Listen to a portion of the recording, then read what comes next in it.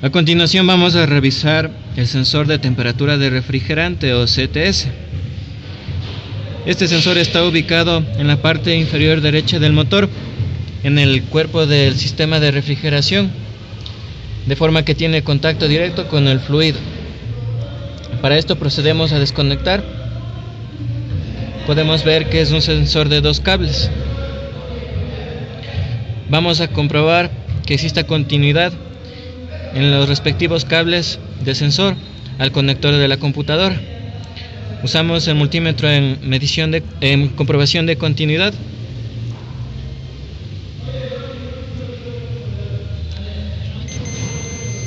Como podemos ver, hemos encontrado su correspondencia en el conector de la computadora. Ahora revisamos el otro terminal. Con esto hemos comprobado que existe continuidad en los cables desde el sensor hasta el conector de la computadora. A continuación vamos a medir la resistencia del sensor. Para esto volvemos a conectar el cable al sensor y podemos medir la resistencia en los pines correspondientes al conector de la computadora. Podemos ver que hay una resistencia de 0.97 kiloohmios a temperatura ambiente.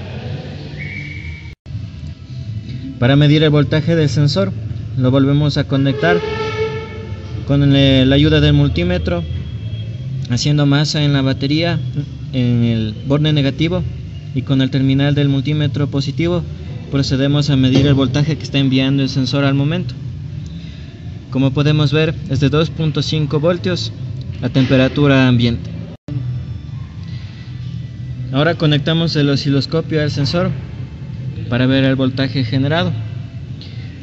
Como podemos ver, al momento tenemos un voltaje de 2.2 voltios aproximadamente. Recordemos que este es un termistor y a medida que la temperatura aumente, la resistencia interna del termistor va a reducirse.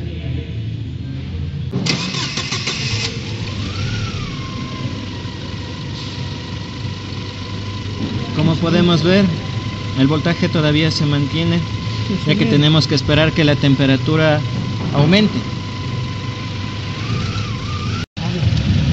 Ahora con el motor a la temperatura de funcionamiento, vamos a ver el voltaje que registra el sensor de refrigerante, de temperatura de refrigerante.